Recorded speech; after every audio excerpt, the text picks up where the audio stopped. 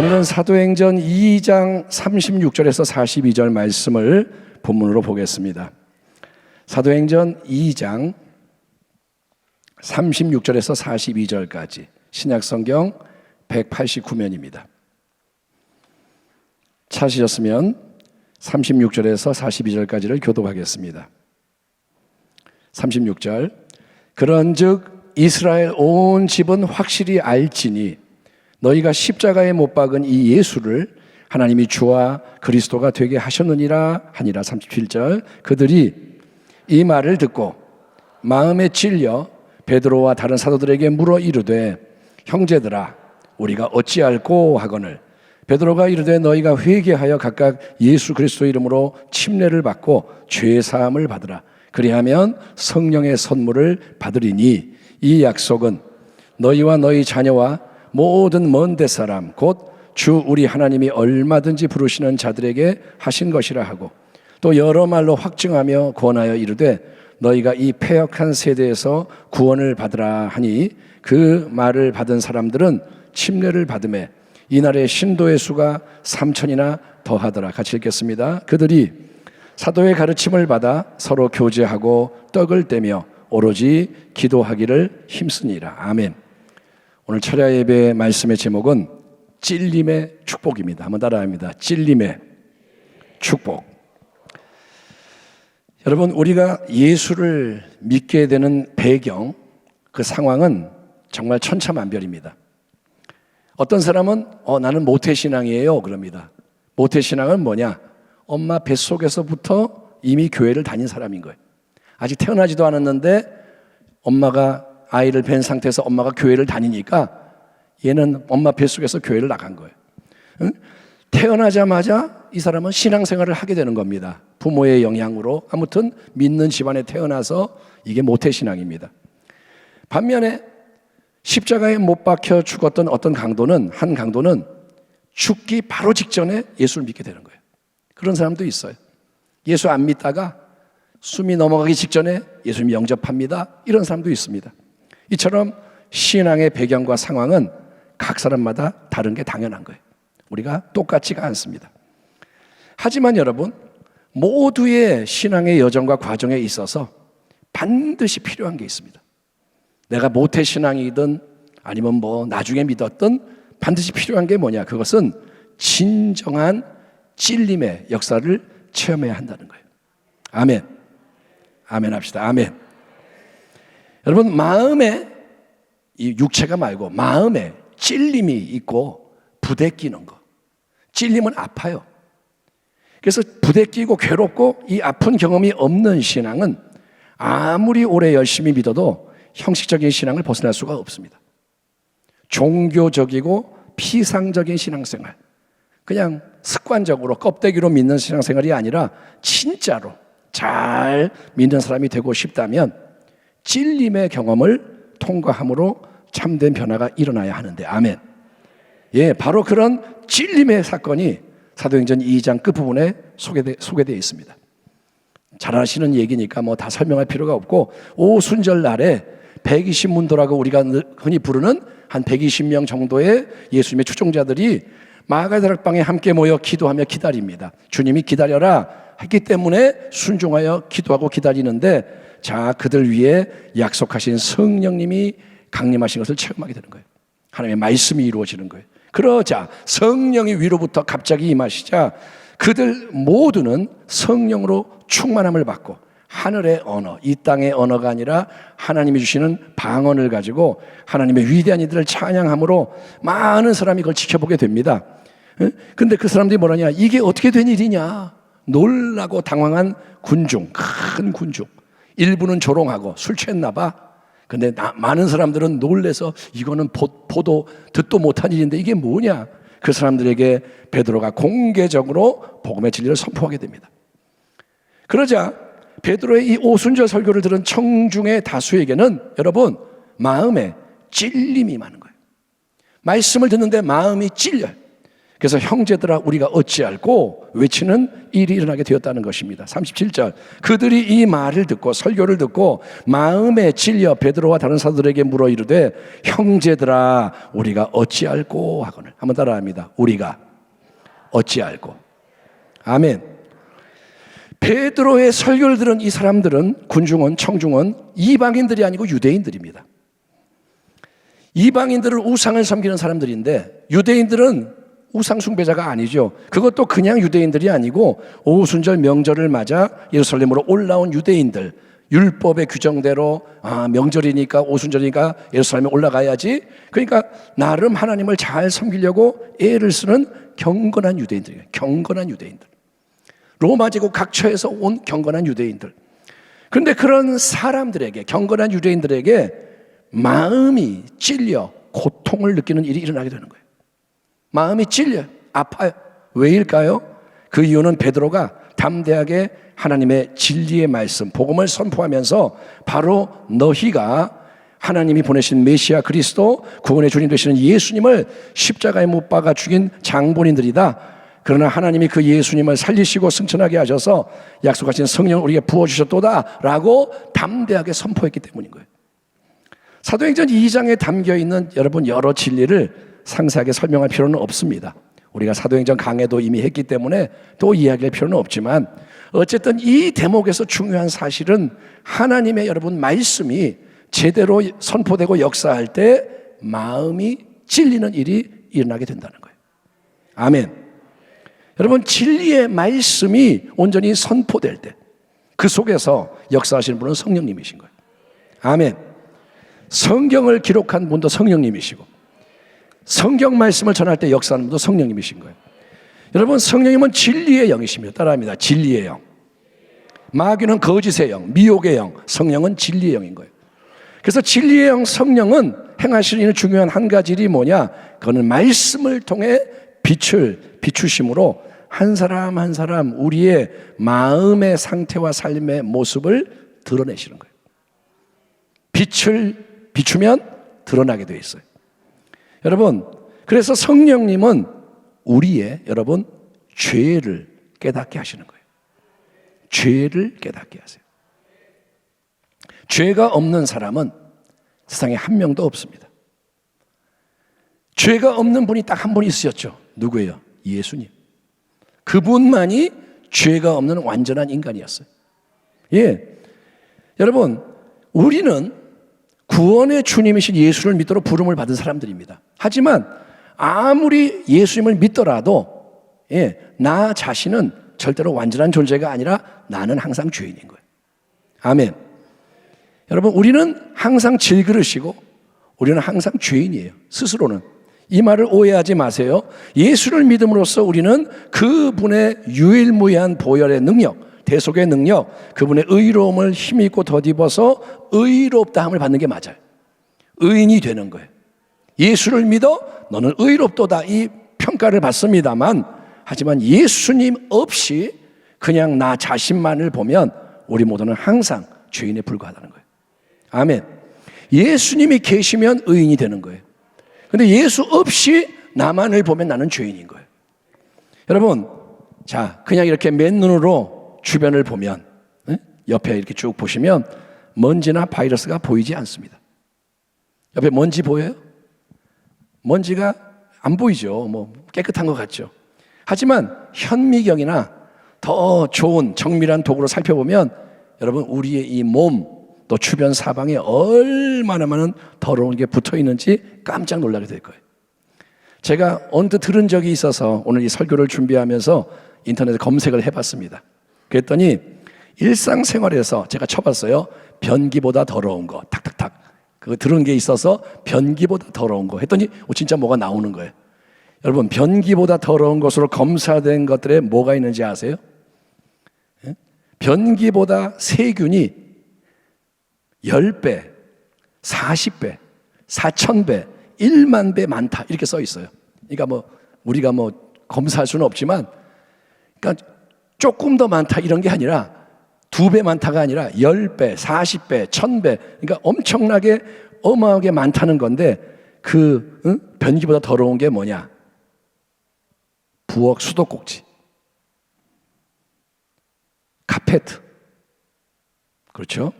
냉장고 채소칸, 냉장고 채소 넣는 데 있잖아요. 거기 문 손잡이, 우리가 어디 가면 문 열고 들어가는데 문 손잡이, 휴대폰, 승강기 버튼, 엘리베이터 이거 누르는 거 있잖아요.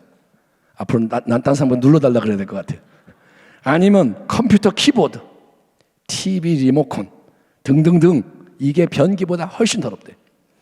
그러니까 우리는 잘 모르고 살아가고 있는 겁니다. 예? 휴대폰 하잖아요. 컴퓨터 자판하고, 저도 오늘 했습니다.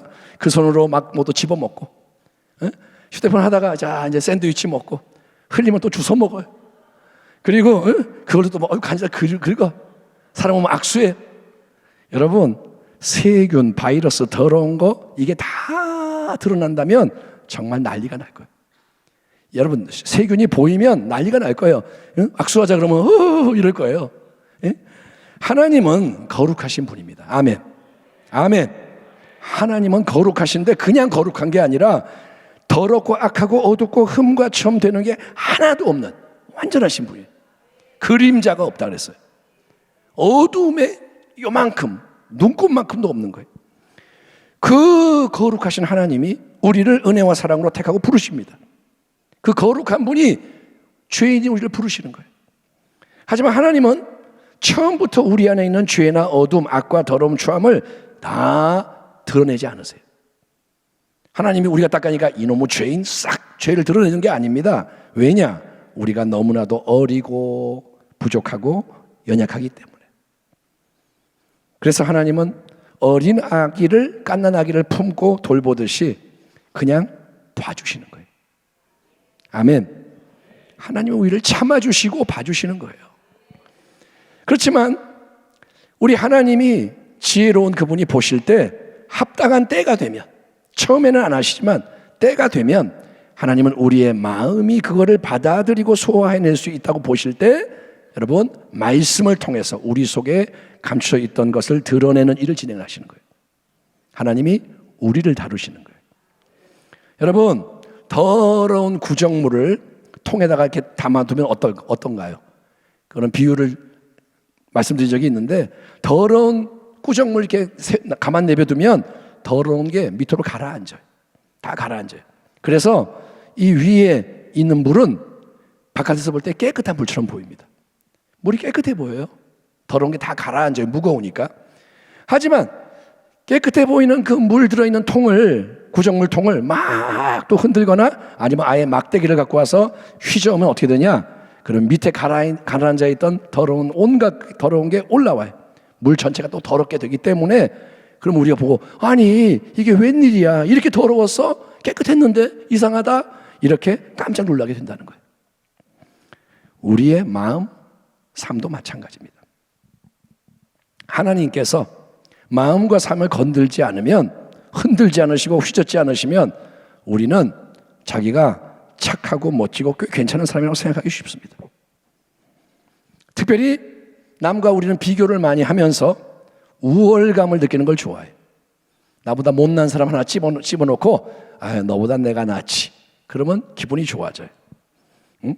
설령 남보다 잘나지 못해도 여러분, 내가 그렇게 아주 나쁘고 악하다, 문제가 많다는 건 인정하지 않습니다. 왜냐? 기분이 안 좋거든요.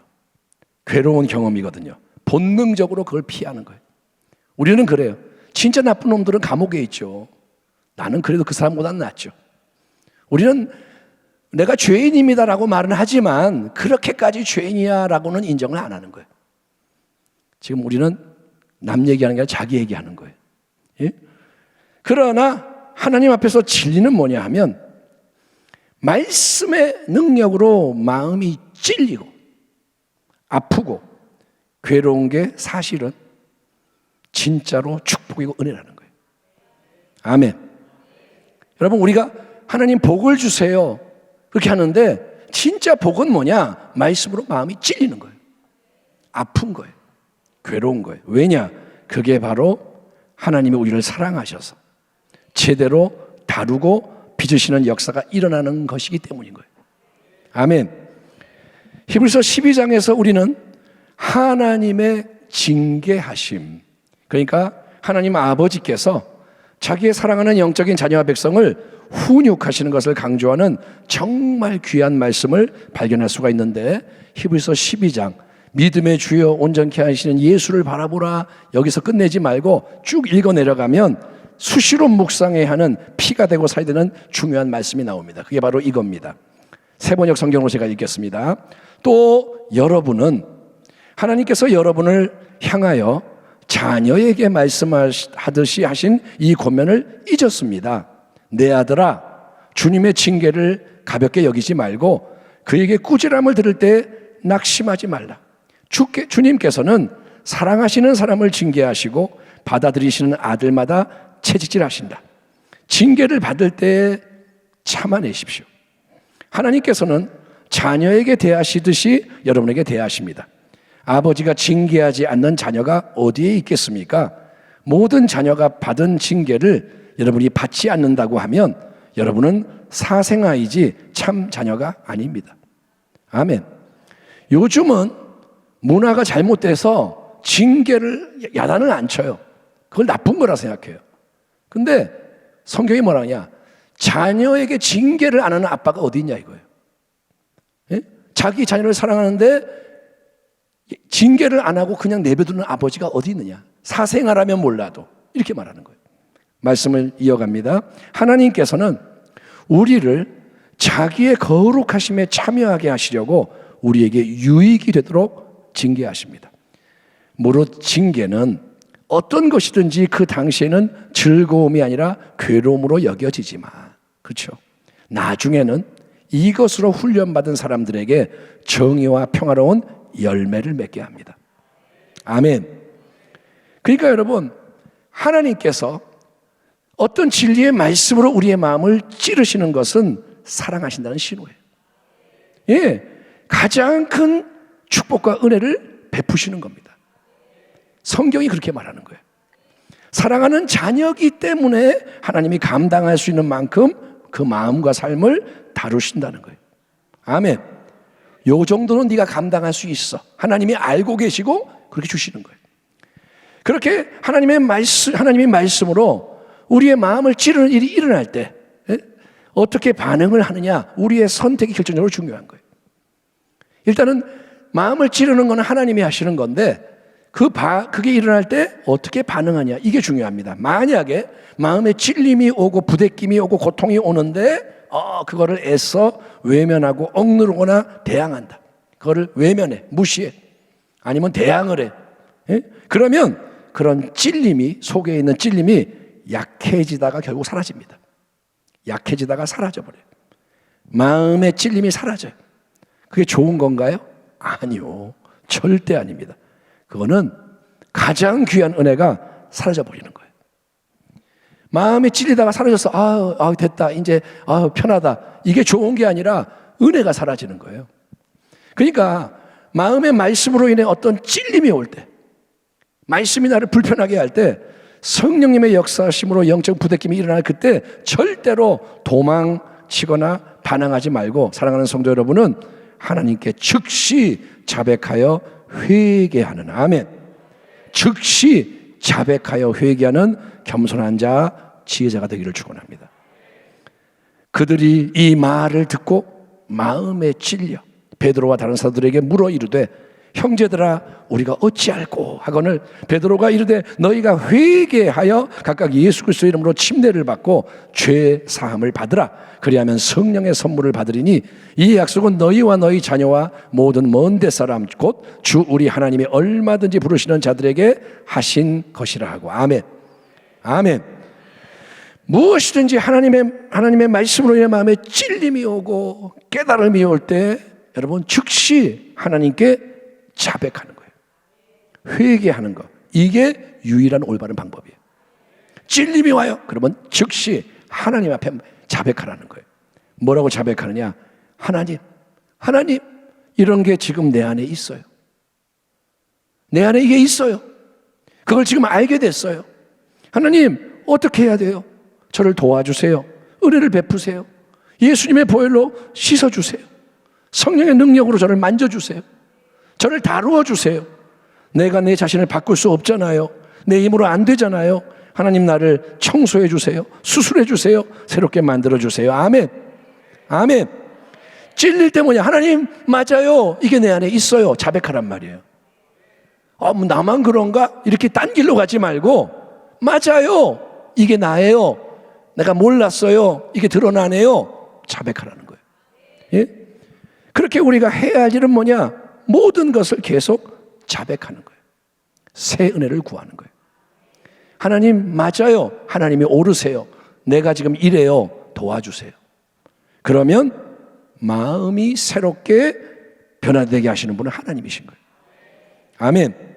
내가 내 마음을 바꾸는 게 아니고 하나님 도와주세요. 그러면 하나님이 도와주시는 거예요. 그러니까 참된 신앙의 여정은 계속해서 여러분 내 마음과 삶을 변화시키기 위해서 영적인 씨름을 하는 거예요.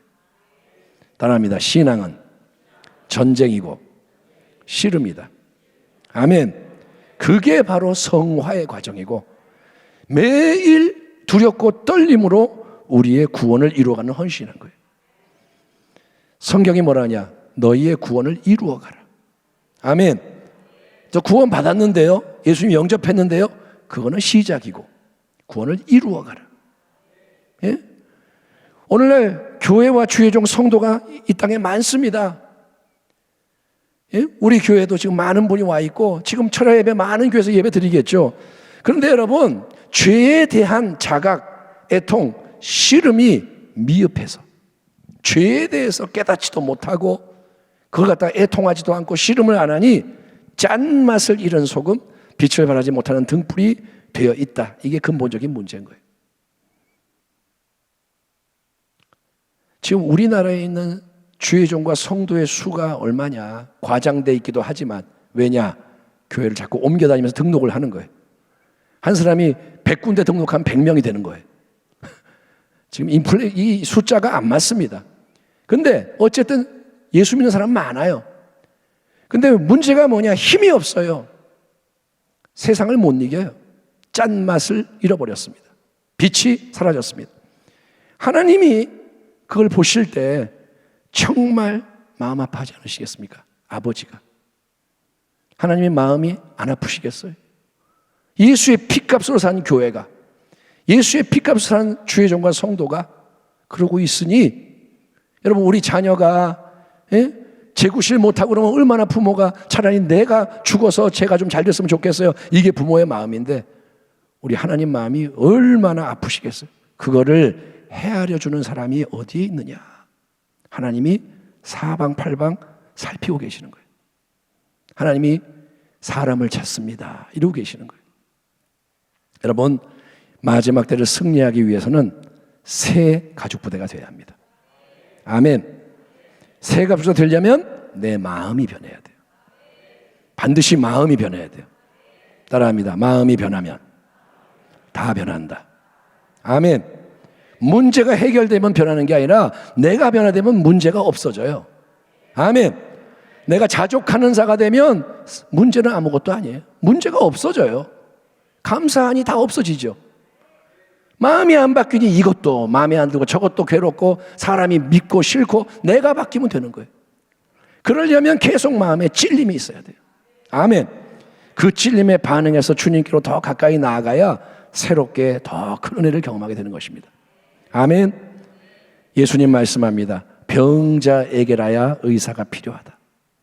의원이 건강한 자에게 필요 없다. 여러분 내가 마음이 찔려야 나를 그 모든 죄와 악과 어둠과 묶임에서 건져주시는 예수님이 더 필요해지는 거예요. 내가 지금 이것 때문에 괴로워 어이구 난 못 견디겠어요 해야 예수님을 바라보게 되는 거예요. 아멘. 왜냐하면 예수님이 유일한 구원자거든요. 예수님만이 도와줄 수 있어요. 다른 건 다 가짜입니다. 거기에 기대면 망하는 거예요. 내가 몸이 아프니 의사 선생님에게 도움을 청할 수 있지만 의사가 구원자가 아닙니다. 분명히 아십시오. 예수님이 구원자예요. 아멘. 예수님의 의사를 통해 치유할 수도 있지만 이 의사가 예수님을 대신할 수 없다는 거예요. 아멘. 모든 문제도 마찬가지. 나를 구원하시는 분은 예수님이신 거예요. 근데 내가 정말 아프다는 걸 알아야 예수를 의지하죠. 예, 사랑하고 더 의지하고 연합하게 되는 게 뭐냐? 예수님, 내가 죄인임을 할 때 주님이 필요한 거예요. 주님 없으면 안 될 때 주님께 매달리게 되는 거예요. 여러분, 머리와 입으로 껍데기로만 믿는 걸로는 안 됩니다. 우리가 지금까지 예수를 믿어왔지만 예수님 밖에 없어야 되는데 우리가 그게 아니라는 거예요. 솔직해집시다. 돈이 있으면 예수님 의지 안 해요? 그래요, 안 그래요? 여러분, 통장에 한 5억 원이 있으면 좋겠죠? 신앙 다 말아먹습니다. 예? 5억 있으면 5억만큼 세상을 의지하는 거예요. 그게 우리예요. 건강이 있으면 건강 의지하고, 나 도와주는 백이 있으면 그 사람은 기대고. 여러분, 말로만 주님만이 왕이십니다, 주님 사랑합니다 하지만 삶은 안 그래요. 그래서 껍데기로 머리와 입으로 믿는 걸로 안 됩니다. 여러분, 찔림의 축복을 구하셔야 돼요. 하나님께 뭘 기도하느냐? 하나님, 이거 바꿔주세요 아니라 하나님, 나를 바꿔주세요. 찔려지게 해주세요. 마음이 막 찔려지게 해주세요. 그리고 더 깊은 은혜, 예수님의 마음과 얼굴로 나아가는 거예요. 아멘. 마음이 아파서 예수님 이러고 나가는 거예요. 그게 뭐냐? 애통하는 자가 복이 있나니, 심령이 가난한 자가 복이 있나니. 아멘. 그래서 우리 모두가 자기를 위해 살지 말고 진짜로 예수의 증인, 복음의 증인이 됩시다. 아멘. 내가 받은 은혜가 이거예요. 예수님 얘기밖에 할 게 없는 사람이 되길 바랍니다. 은혜가 우리를 통해 흘러 넘치게 합시다. 따라합니다. 은혜가 넘쳐나게 하소서. 아멘. 나만 은혜 받고 끝, 이게 아니라 은혜가 흘러가야 돼요. 축복이 흘러가야 돼요. 생명이 역사해야 돼요. 땅 끝까지 나가야 돼요. 계속해서 하나님의 얼굴을 힘써 구하는 우리 모두가 되기를. 아멘. 마음이 막 찔려지는 삶이 되고, 아멘. 그게 당장은 괴롭지만 나중에는 그것 때문에 우리가 감사하게 되는 거예요. 여러분을 축복합니다. 이 길을 끝까지 잘 달려가기를 주의 이름으로 축원합니다. 하나님 감사합니다.